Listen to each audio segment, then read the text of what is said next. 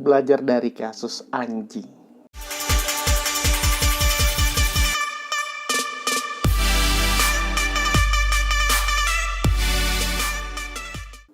Berangkat dari kasus penangkapan Anji terkait penggunaan narkoba jenis ganja. Jadi, aku akan menyampaikan pendapatku. Menurut aku, terlepas dari benar baiknya, penting tidaknya, perlu atau tidaknya legalisasi ganja, terlepas dari itu semua, aku akan melihat dari sudut pandang orang yang berkarya, seperti itu. Jadi fenomenanya, terlepas dari semua itu, kejadian kasus yang menimpa Anji tentang narkoba ya, intinya tentang ganja ini sebenarnya banyak disuarakan oleh beberapa aktivis lah yang mencoba untuk melegalisasi ganja di Indonesia, yang mana kita ketahui sendiri di Amerika beberapa negara bagian itu banyak yang negara bagian di Amerika yang telah melegalkan ganja. Sebenarnya menurut aku dari kasus ini bisa aku tarik sebuah kesimpulan bahwa Anji sedang menikmati proses dia belajar dari lingkungan khususnya. Nah, salah satu bukti dari opiniku itu adalah dari pradugaku, yaitu bukti pada saat jumpa pers yang dilakukan oleh polisi bersama Anji ini. Di situ ada salah satu bukti yang sebuah buku yang berjudul tentang hikayat pohon ganja. Nah, pradugaku di sini Anji ini mencoba mempelajari tentang ganja. Jadi dia tidak hanya memakai ganja, yang mana berdasarkan keterangan pers polisi itu dia tidak memakai sering, atau dia tidak memakai berulang-ulang atau terus-menerus, tapi beberapa kali, dan disimpan di beberapa tempat seperti itu. Itu berdasarkan keterangan persnya. Nah, tapi yang menarik di sini adalah buku itu yang ingin aku lebih bahas, adalah buku tentang hikayat pohon ganja. Di sini sebenarnya beberapa orang yang termasuk orang yang aku ikutin, orang yang aku nikmati karyanya, kebanyakan adalah orang-orang yang mencoba memberi pemahaman bahwa ganja itu ada dua jenis, ada yang baik ada yang bisa digunakan untuk kesehatan, ada juga yang tidak gitu, dan beberapa negara-negara juga menggunakan ganja sebagai alternatif untuk pengobatan. Nah, tapi terlepas dari itu, sangat menarik ketika melihat buktinya yang tentang hikayat pohon ganja.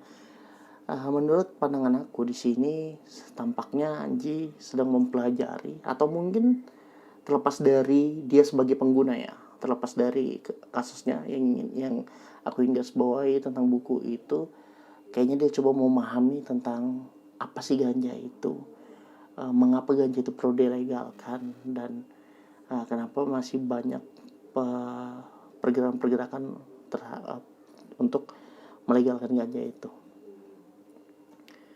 Nah, jadi di sudut pandang itu yang aku malah melihat tentang kasus Anji ini. Nah, ada lagi yang beberapa orang-orang yang mengatakan, atau netizen mengatakan,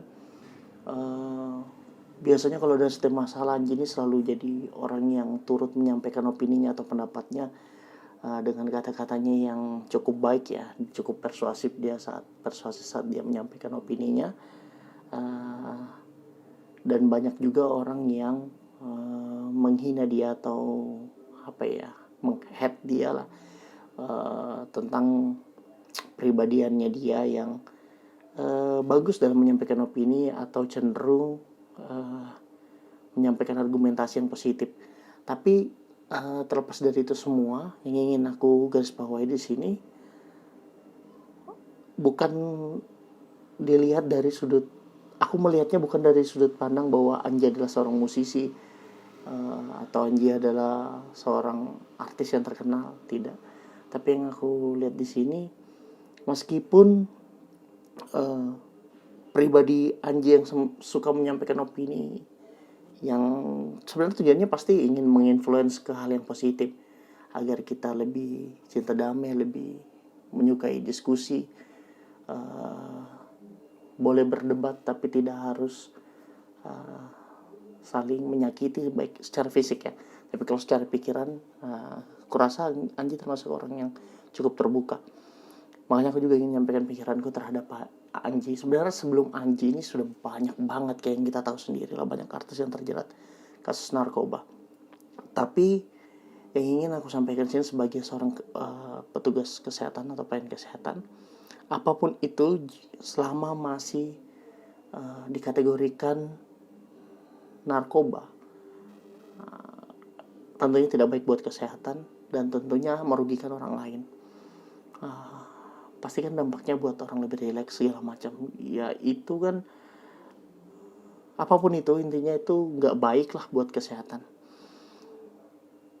Dan kita juga nggak berhak menurut aku sepenuhnya menghakimi orang seperti itu. Ya semua orang punya pengalaman yang buruk, punya pengalaman yang baik. Ya cuman orang Indonesia ya menyukai kita membagikan hal-hal yang baik seperti itu. Meskipun ketika kita bagikan hal yang baik biasanya tidak banyak juga peminatnya, karena kan orang Indonesia lebih menyukai menertawakan kesengsaraan orang. Contohnya kasus Anji ini. Terlepas dari itu yang perlu kita apresiasi, biar bagaimanapun Anji adalah seorang musisi yang kebanyakan lagunya itu booming, kebanyakan lagunya itu dinikmati oleh orang-orangnya. Kita menikmatilah karya-karya Anji. Jadi meskipun Anji ini termasuk orang yang selalu berusaha dan berupaya untuk melakukan hal yang positif, tapi dia beberapa kali juga blunder, melakukan kesalahan-kesalahan kecil yang tampaknya tidak disengaja. Contoh paling terakhir sebelum kasus narkoba ini, ya, kasus dia wawancara ya, yang ternyata itu bukan seorang profesor. Itu kan cukup disayangkan saja, hal itu bisa berdampak banyak saat itu, berdampak besar ke Anji, yang disitulah mulai hate semakin banyak ke Anji, makin banyak orang yang ngebully dia lah.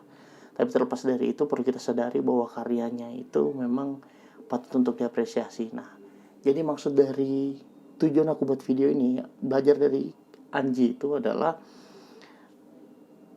mari kita bersama-sama berusaha tidak melihat seseorang itu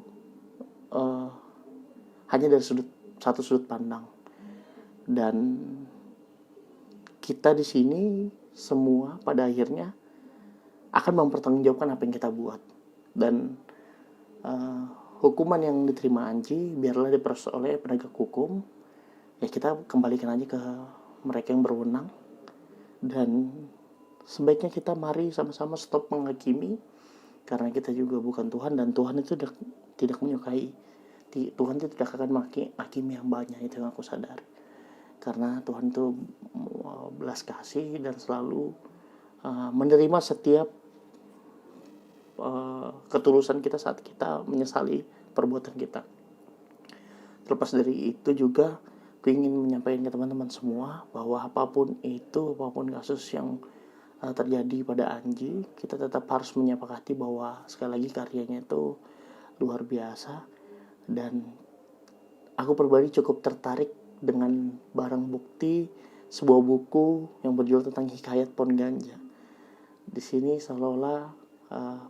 di sini yang aku tangkap ada pesan yang lagi dilakukan Anji. Selain dia ingin menghidupkan, aku lupa di sebuah daerah mana, yang jelas itu dia ingin menjadikan tempat itu tempat wisata. Dia udah kelola, dan beberapa konten-kontennya juga dia buat sama Ipang ya, itu di kanal YouTube apa gitu.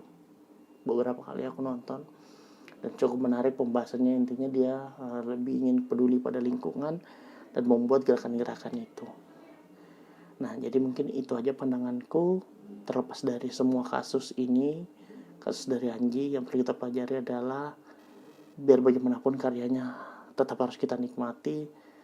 Kita boleh tidak sepaham, tapi kita bukan malaikat atau Tuhan bakal kali yang bisa menghakimi hambanya, karena Tuhan sendiri tidak pernah menghakimi hambanya. Terima kasih. Salam keren Marmerah. Peace.